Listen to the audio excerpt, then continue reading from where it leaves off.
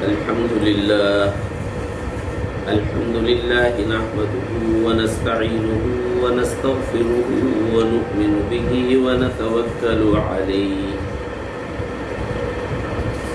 ونعوذ بالله من شرور أنفسنا ومن سيئات أعمالنا من يهده الله فلا مضل له ومن يضلله فلا هادي له ونشهد أن لا إله إلا الله وحده لا شريك له ونشهد أن سيدنا ومولانا محمدا عبده ورسوله صلى الله تعالى عليه وعلى آله وأصحابه وبارك وسلم تسليما كثيرا.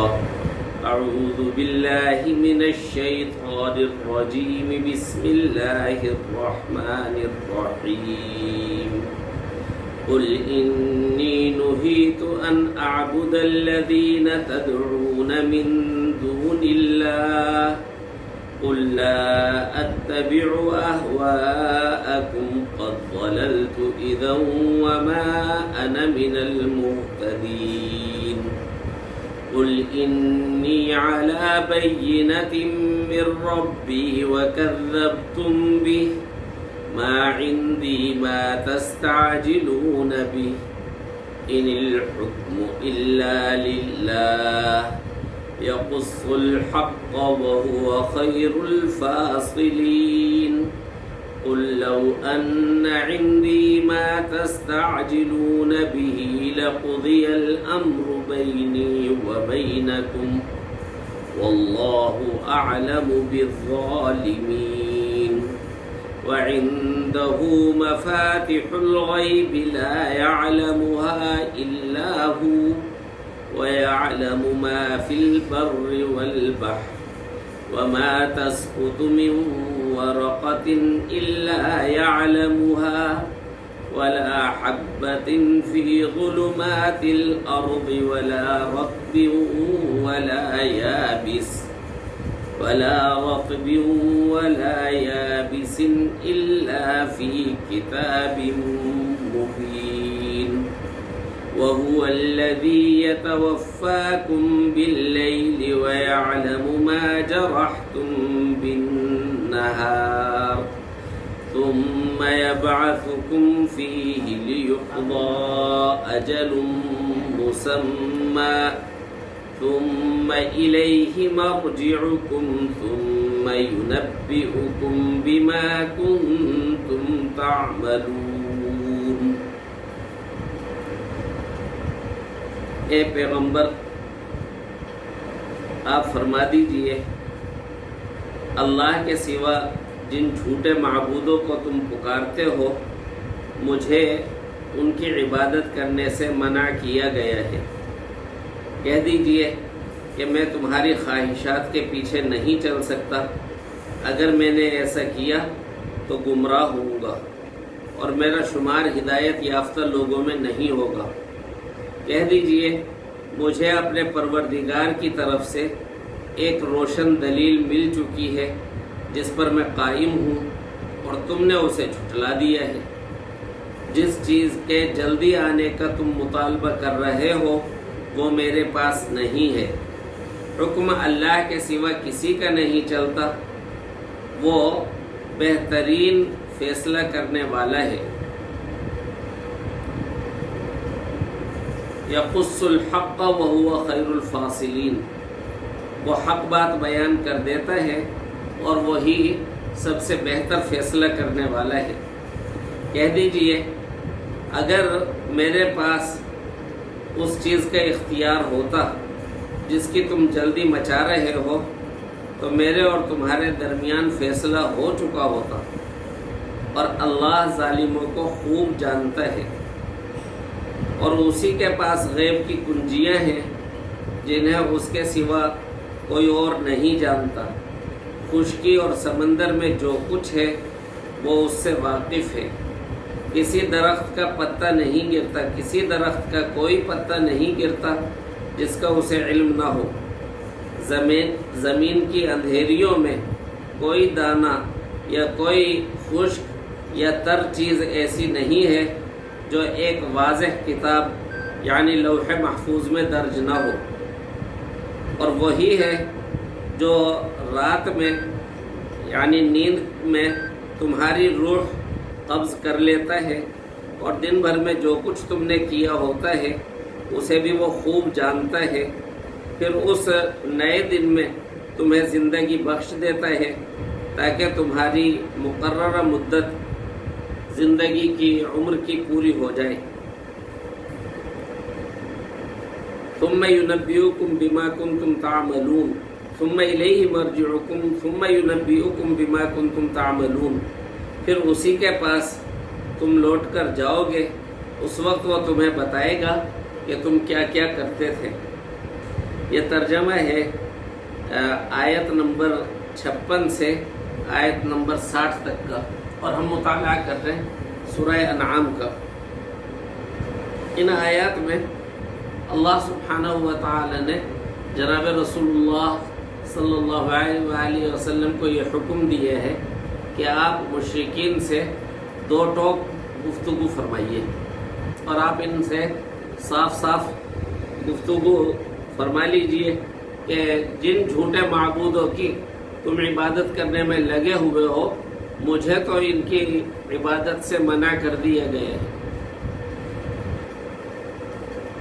جب جناب رسول اللہ صلی اللہ علیہ وآلہ وسلم نے مکہ المکرمہ میں مشرکین کو توحید کی دعوت دی تو انہوں نے جناب رسول اللہ صلی اللہ علیہ وآلہ وسلم کی دعوت کو ناکام کرنے کے لیے کئی طریقے استعمال کیے، کئی بہانے لگائے، سختیاں بھی کی، جناب رسول اللہ صلی اللہ علیہ وآلہ وسلم کے ساتھیوں پر تشدد بھی کیا، آپ پر اور آپ کے خاندان پر پابندیاں بھی لگائیں، بہت ہی غلط قسم کا پروپیگنڈا بھی جناب رسول اللہ صلی اللہ علیہ وآلہ وسلم کے بارے میں کیا گیا۔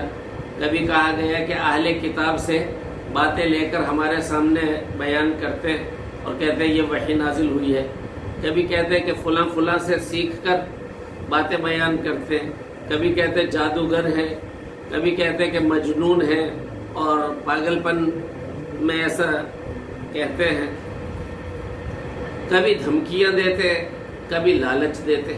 یہ مختلف ان کی تدبیریں تھیں جو وہ اختیار کیا کرتے تھے جناب رسول اللہ صلی اللہ علیہ وآلہ وسلم کی مقدس دعوت کو ناکام کرنے کے لیے۔ اس میں ان کی ایک تدبیر یہ تھی کہ جناب رسول اللہ صلی اللہ علیہ وآلہ وسلم کو آ کر وہ کہتے کہ کچھ نرمی آپ اختیار کیجئے، کچھ نرمی ہم اختیار کریں گے۔ کبھی کہتے کہ دیکھیے آپ اللہ کی عبادت کرتے ہیں اور ہم ان معبودوں کو پوجتے ہیں، تو آپس میں رواداری اور بہتر ماحول بنانے کے لیے ایسا کر لیتے ہیں کہ ہم آپ کے اللہ کی عبادت کریں گے اور آپ ہمارے معبودوں کی عبادت کر لیں۔ ان کے سامنے خیر سگالی کے طور پہ آپ سجدہ کر لیں، اور اس سے ماحول بہتر ہو جائے گا، ایک دوسرے کے ساتھ معاملہ کرنے میں آسانی رہے گی۔ حضور اکرم صلی اللہ علیہ وآلہ وسلم کو کئی جگہ قرآن کریم میں یہ حکم دیا گیا کہ آپ ان کی یہ بات نہ مانیے۔ ایک جگہ فرمایا گیا وَدُّوا لَوْ تُدْهِنُوا فَيُدْهِنُونَ، یہ لوگ خواہش رکھتے ہیں کہ اگر آپ کچھ نرم پڑیں تو یہ بھی نرم پڑ جائیں گے۔ فَلَا تُطِعْ كُلَّ حَلَّافٍ مَّهِينٍ، پھر آگے بہت ہی سخت الفاظ استعمال کیے گئے ایسی تجویز دینے والے کے لیے، اور حضور صلی اللہ علیہ وآلہ وسلم کو فرمایا کہ اس شخص کی بات نہ مانیے۔ یہ جو کہہ رہا ہے نا کہ تھوڑا سا آپ نرمی اختیار کریں، تھوڑا سا آپ اپنے موقف میں لچک پیدا کریں، ہم بھی لچک پیدا کریں گے، آپ ان کی یہ بات نہ مانیے۔ اسی طرح سے سورۃ الکافرون تو مشہور ہے، قُلْ يَا أَيُّهَا الْكَافِرُونَ لَا أَعْبُدُ مَا تَعْبُدُونَ، کہہ دیجئے کہ اے کافرو جن کی تم عبادت کرتے ہو میں ان کی عبادت نہیں کرتا. اور پھر اس سورہ کے آخر میں فرمایا لکم دینکم ولی دین، تمہارے لیے تمہارا دین ہے اور میرے لیے میرا دین ہے. یہاں دعوت ختم نہیں کی گئی، گفتگو ختم کی گئی کہ اس موضوع پر مزید گفتگو نہیں ہوگی. بعض لوگ لکم دینکم ولی دین کا مطلب یہ سمجھتے ہیں کہ نہ دعوت دی جائے گی نہ جہاد کیا جائے گا، حالانکہ لکم دینکم ولی دین میں نہ دعوت ختم کی گئی ہے نہ جہاد ختم کیا گیا ہے، صرف گفتگو ختم کی گئی ہے کہ اس موضوع پر مزید گفتگو نہیں ہوگی. تو یہاں پر بھی یہ کہا گیا کہ آپ ان سے صاف صاف دو ٹوک الفاظ میں کہہ دیجئے کہ مجھے تو منع کیا گیا ہے کہ میں عبادت کروں ان جھوٹے خداؤں کی جن کو تم پوجتے ہو اللہ کو چھوڑ کر. اللہ کو چھوڑ کر جن باطل معبودوں کو تم نے اپنا مشکل کشا حاجت روا کارساز بنا رکھا ہے، مجھے تو منع کیا گیا ہے، میں ان کی عبادت نہیں کروں گا. کہہ دیجئے کہ میں تمہاری خواہشات کے پیچھے نہیں چل سکتا، اگر میں نے ایسا کیا تو میں گمراہ ہو جاؤں گا اور میرا شمار بھی ہدایت یافتہ لوگوں میں نہیں ہوگا. اور اس میں بڑی ایک رہنمائی ہے ہمارے لیے موجودہ دور کے اعتبار سے. یہ فتنہ موجودہ دور میں بھی چند خوشنما الفاظ کے ساتھ چلتا ہے. کہیں کہتے ہیں رواداری، کہیں کہتے ہیں مذہبی ہم آہنگی، کہیں کہتے ہیں ایک دوسرے کو برداشت کرنے کا ماحول ہونا چاہیے. اچھی طرح سے سمجھ لیجئے، سچ اور جھوٹ کے درمیان ہم آہنگی نہیں ہوتی. امن قائم کرنے کے لیے اور فساد کو روکنے کے لیے ہمارے دین نے رہنما ہدایات دی ہے کہ اگر کافر صلح کر لیں اور وہ کہیں کہ ٹھیک ہے ہم مسلمانوں کی دعوت کو نہیں روکیں گے اور ظلم و ستم نہیں کریں گے، تو ٹھیک ہے، اس پر گفتگو ان سے ہو سکتی ہے. لیکن وہ یہ کہیں کہ تم ہمارے جھوٹ کو تھوڑا سا قبول کر لو اور ہم تمہارے سچ کو تھوڑا سا قبول کر لیتے ہیں، تو یہ ایک ایسی صلح ہے جس کو ہمارے خدا نے بالکل ممنوع قرار دیا. اگر یہ کہا جائے کہ جی ہمارے معبودان باطلہ کو گالی نہ دی جائے، برا بھلا نہ کہا جائے، تو بالکل ان کا یہ مطالبہ مانا جائے گا. بلکہ وہ مطالبہ نہ کریں تب بھی ہمیں حکم یہی دیا گیا ہے کہ وَلَا تَسُبُّوا الَّذِينَ يَدْعُونَ مِن دُونِ اللَّهِ، ان کے جھوٹے معبودوں کو برا بھلا مت کہو. تو یہ بات ان کی مانی جائے گی. اسی طرح کافروں سے صلح کر لینا اور ان کے ساتھ جنگ کو اور لڑائی کو موقوف کر دینا، یہ صلح حدیبیہ کی شکل میں خود سنت نبوی سے ہمارے سامنے نمونہ موجود ہے. حضور صلی اللہ علیہ وسلم مدینہ طیبہ میں تشریف لائے تو یہودیوں سے میثاق مدینہ کیا. پھر سن 7 ہجری میں مشرکین مکہ سے صلح حدیبیہ کی، تو صلح کی رہی اور موجود ہے. ایسے ہی کافروں سے انسانی ہمدردی کرنا، بھوکا دیکھا کھانا کھلا دیا، کپڑے پہنا دیے، کوئی تحفہ دے دیا، یا اگر ہمارے دین کو نقصان نہ پہنچائے تو اس سے کوئی تحفہ لے لیا، یہ سب صورتیں جائز ہیں. حضرت عمر فاروق رضی اللہ تعالیٰ عنہ کو جناب رسول اللہ صلی اللہ علیہ وسلم نے ایک عمدہ ریشمی جوڑا عطا فرمایا. حضرت عمر فاروق رضی اللہ تعالیٰ عنہ نے عرض کیا کہ یہ تو ریشم کا ہے اور آپ نے ریشم سے منع فرمایا ہے. حضور صلی اللہ علیہ وسلم نے فرمایا میں نے اس لیے نہیں دیا کہ تم پہنو، لیکن حضور صلی اللہ علیہ وسلم نے مالک بنا دیا تھا، اختیار تھا. روایات میں آتا ہے فَكَسَاهُ عُمَرُ أَخًا لَهُ بِمَكَّةَ مُشْرِكًا، کہ حضرت عمر فاروق رضی اللہ تعالیٰ عنہ نے مکہ میں اپنے مشرک بھائی کو وہ ریشمی جبہ تحفے کے طور پر بھیج دیا جو انہیں جناب رسول اللہ صلی اللہ علیہ وسلم سے حاصل ہوا تھا. تو اس چیز کی بھی گنجائش ہے۔ حضرت اسماء بنت ابی بکر رضی اللہ تعالیٰ عنہ نے حضور اکرم صلی اللہ علیہ وآلہ وسلم سے دریافت کیا کہ میری والدہ ایمان نہیں لائی تھی اور اسی وجہ سے والد صاحب نے ان کو چھوڑ دیا، طلاق دے دی، تو میں ان کے ساتھ کچھ ہمدردی اور مدد کا معاملہ کر سکتی ہوں؟ رسول اللہ صلی اللہ علیہ وآلہ وسلم نے اجازت دی اور فرمایا صلہ رحمی کرو۔ تو یہ ہمارے دین کی تعلیمات میں سے ہے، لیکن بعض اوقات خوشنما الفاظ کے پیچھے بہت بری حقیقت ہوتی ہے۔ یہ جو ہے نا مذہبی ہم آہنگی، اور اس کا مطلب یہ ہوتا ہے کہ تھوڑا سا آپ ان کے ساتھ شامل ہو جائیں، تھوڑا سا وہ آپ کے ساتھ شامل ہو جائیں گے، کچھ باتیں آپ ان کی برداشت کریں، کچھ وہ آپ کی برداشت کریں گے۔ تو اس بارے میں ہمارے دین کی تعلیم یہ ہے کہ لا اعبد ما تعبدون، جن کے تم عبادت کرتے ہو میں ان کی عبادت نہیں کرتا، ولا انتم عابدون ما اعبد، اور جن کی میں عبادت کرنے والا ہوں تم ان کی عبادت کرنے والے نہیں ہو۔ اس لیے کہ اگر کوئی شخص جھوٹے معبودوں کی بھی عبادت کرے اور اللہ کی بھی عبادت کرے تو اس نے اللہ کی عبادت نہیں کی۔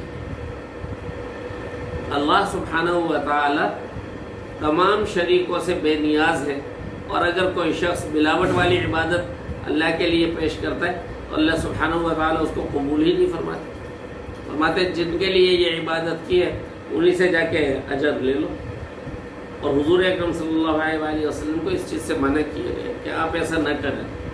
اپنے دین کی قربانی دے کے اور اپنے دین کی بعض باتیں چھوڑ کر اگر آپ ان کی پیروی کریں گے تو آپ ہدایت یافتہ نہ رہیں گے۔ دوسرے مقام پہ قرآن پاک میں ارشاد فرمایا وَلَن تَرْضَىٰ عَنْكَ الْيَهُودُ وَلَا النَّصَارَىٰ حَتَّىٰ تَتَّبِعَ مِلَّتَهُمْ، کہ یہود و نصارہ اس وقت تک آپ سے خوش نہ ہوں گے جب تک آپ پورے ان کے طریقے پر چلنے نہ لگ جائیں۔ تو یہ ویسے بھی بے فائدہ چیز ہے، اپنے دین کو نقصان پہنچانے والی بات ہے۔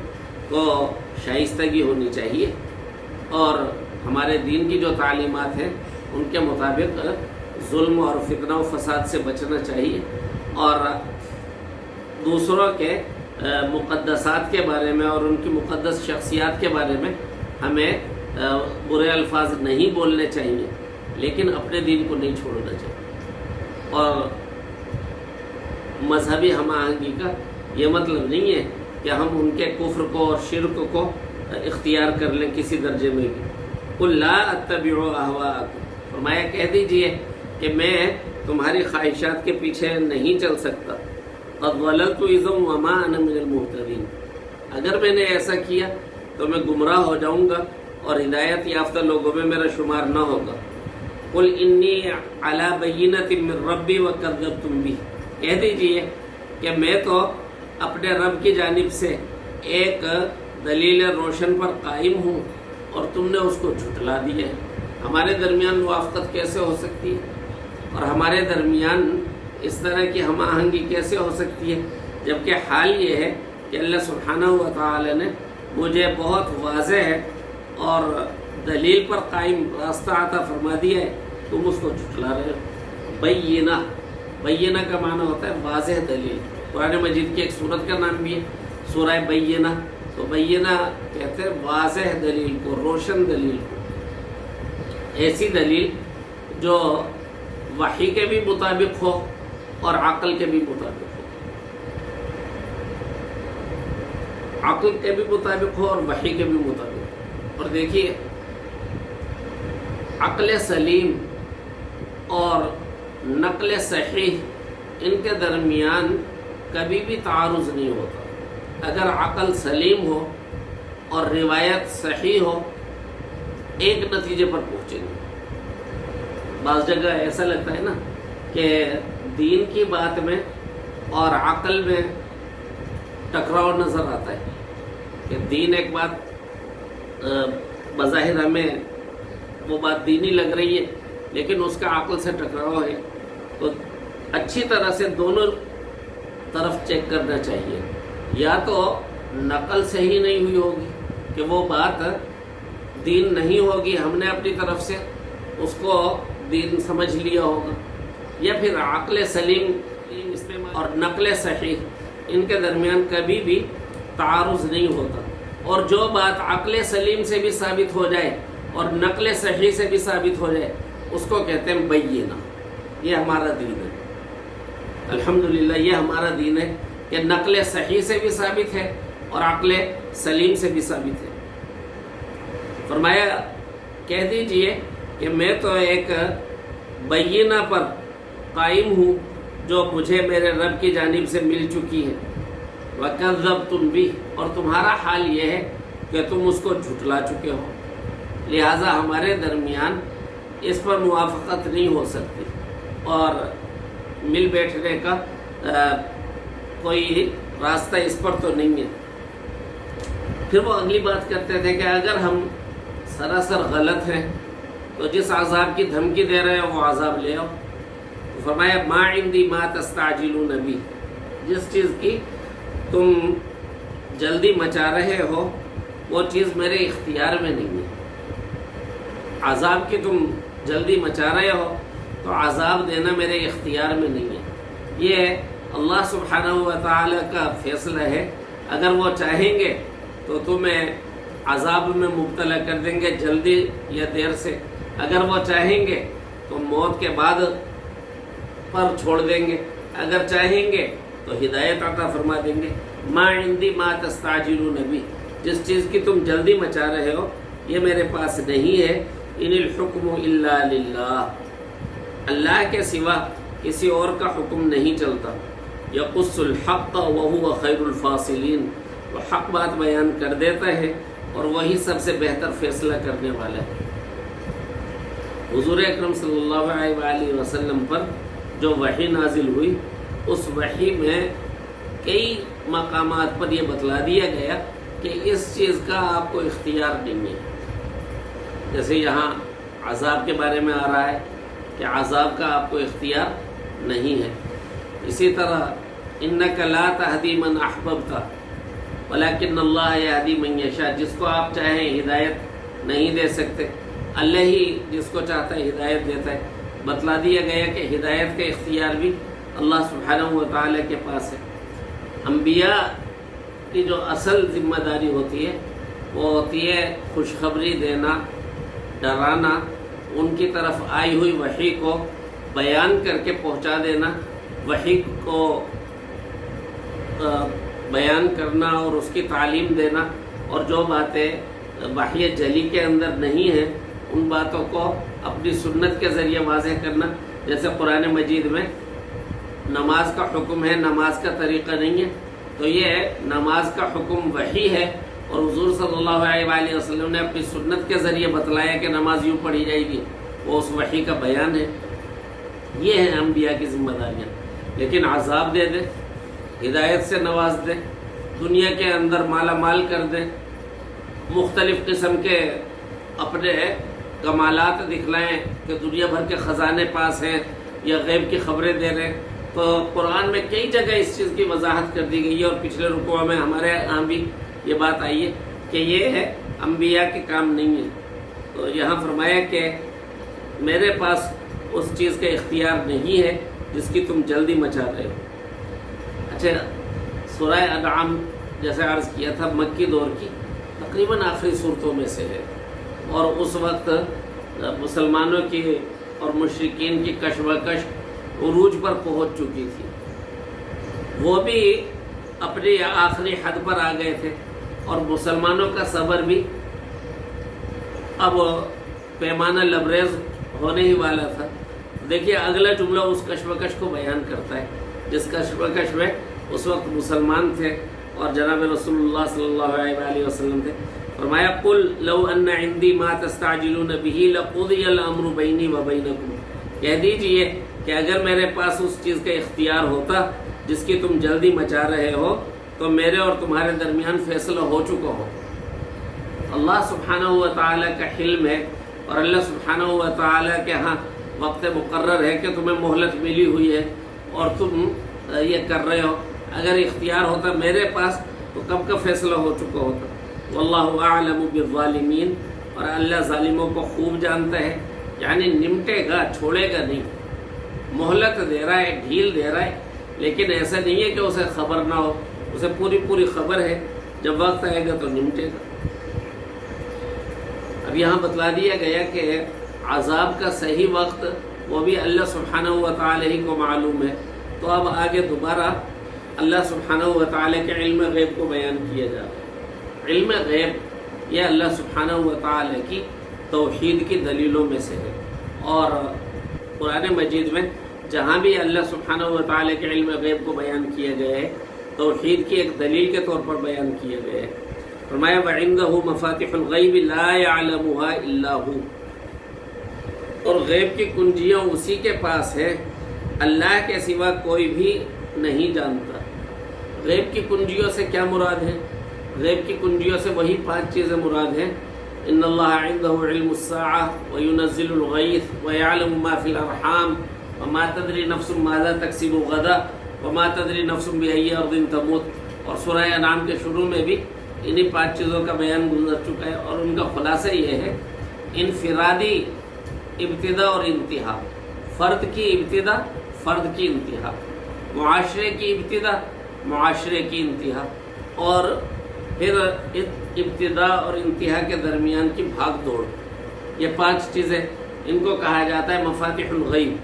تو فرمایا کہ غیب کی کنجیاں اسی کے پاس ہیں، لا یعلمها الا هو، ان کے سوا کوئی بھی نہیں جانتا۔ وَيَعْلَمُ مَا فِي الْبَرِّ وَالْبَحْرِ، اور اللہ سبحانہ و تعالی جو کچھ خشکی میں ہے اور جو کچھ سمندر میں ہے سب سے واقف ہے۔ یہ علم محیط، علم کلی اللہ ہی کی شان ہے کہ سب کچھ معلوم ہونا اللہ سبحانہ و تعالی کا خاصہ ہے۔ اللہ سبحانہ و تعالی کے علاوہ اور کسی کے لیے یہ ممکن نہیں ہے کہ وہ سب کچھ جانتا ہو۔ وہ سب کچھ جاننا یہ اللہ سبحانہ و تعالی کے ساتھ خاص ہے۔ یعلم ما فی البر والبحر، جو کچھ خشکی میں ہے اور سمندر میں ہے وہ جانتا ہے۔ وما تسقط من ورقۃ الا يعلمها، اور کسی درخت کا کوئی پتا نہیں گرتا جس کا اسے علم نہ ہو، اس کے علم میں ہے۔ جہاں بھی کسی درخت کا کوئی پتا گرتا ہے، اور یہ اللہ سبحانہ و تعالی کی توحید کی دلیل ہے کہ عبادت کے لائق وہی ذات ہو سکتی ہے جس کا علم اتنا ہو۔ تو اب اگر یہ علم اللہ سبحانہ و تعالی کے علاوہ اور کسی کے لیے مان لیا جائے تو توحید میں خلل آ جائے گا، شرک ہو جائے گا۔ ولا حبۃ فی ظلمات الارض، زمین کی اندھیریوں میں کوئی دانہ نہیں، ولا رطب ولا یابس، اور کوئی خشک یا تر چیز نہیں، الا فی کتاب مبین، مگر یہ کہ وہ لوح محفوظ میں درج ہے۔ کوئی ایسا دانہ زمین کی اندھیریوں میں نہیں ہے، اور کوئی خشک و تر چیز ایسی نہیں ہے جس کا لوح محفوظ میں اندراج نہ ہو۔ سب کچھ اس میں موجود ہے، سب کچھ اللہ سبحانہ و تعالی کے علم میں ہے، علم میں بھی ہے، اور اللہ سبحانہ و تعالی نے پہلے سے طے بھی کر دیا ہے کب پتہ لگے گا، کتنا عرصہ رہے گا، کب گرے گا، دانہ زمین کی اندھیریوں میں کتنا وقت گزارے گا، پھر ضائع ہو جائے گا یا پھوٹ کر اس سے پودا نکلے گا، گیلی چیز یا خشک چیز کب ہوگی، کب تک رہے گی، اللہ سبحانہ و تعالی نے سب کچھ لوح محفوظ میں لکھ دیا ہے، اور اس لوح محفوظ سے پھر وہ احکامات وقت کے مطابق فرشتوں کے سپرد کر دیے جاتے ہیں۔ وَهُوَ الَّذِي يَتَوَفَّاكُمْ بِاللَّيْلِ وَيَعْلَمُ مَا جَرَحْتُمْ بِالنَّهَارِ، اور وہی ہے جو رات کے وقت نیند میں تمہاری روح ایک حد تک قبض کر لیتا ہے۔ حضرت نے یہاں الفاظ بڑھا دیے ترجمے میں، ایک حد تک قبض کرنے کے۔ اس کی تفصیل یہ ہے کہ اللہ سبحانہ و تعالی نے انسان کے اندر 3 چیزیں رکھی ہیں، جسم ہے اور روح ہے اور شعور ہے۔ جسم ہے، روح ہے اور شعور ہے۔ جب آدمی سوتا ہے تو نیند کی حالت میں اس کا شعور اللہ سبحانہ و تعالی قبض کر لیتے ہیں۔ اب جسم کے اندر اس کے زندگی تو موجود ہے، اس زندگی کو روح کہہ لیجیے، لیکن جو اس کی روح شعور ہے وہ یہاں نہیں ہے، بلکہ وہ نکل گئی اور وہ کہیں کہیں گھوم رہی ہے۔ دوسری صورت یہ ہوتی ہے کہ روح بھی قبض کر لی جائے اور شعور بھی قبض کر لیا جائے، اس کو موت کہتے ہیں۔ اور تیسری صورت یہ ہے کہ روح شعور کے ساتھ ساتھ جسم بھی اٹھا لیا جائے، جیسے حضرت عیسیٰ علیہ السلام کے ساتھ ہوا کہ حضرت عیسیٰ علیہ السلام کے ساتھ یہ معاملہ ہوا کہ جسم سمیت ان کو آسمانوں پر لے جایا گیا۔ یہ نہیں ہوا کہ جسم سے روح نکالی گئی ہو، بلکہ روح اور شعور سمیت جسم ہی اللہ سبحانہ و تعالی نے اپنی حفاظت میں لے لیا۔ تو نیند کے اندر ایک طرح آدمی کی روح قبض ہو جاتی ہے، ایک حد تک آدمی کی روح قبض ہو جاتی ہے، اور اسی لیے حدیث میں آیا ہے کہ النوم اخو الموت، نیند جو ہے وہ موت کی بہن ہے۔ جیسے مرنے کے بعد پتہ نہیں چلتا کہ جسم کے ساتھ کیا ہو رہا ہے، ایسے آدمی سویا ہوا ہوتا ہے تو اس کا شعور بالکل اس سے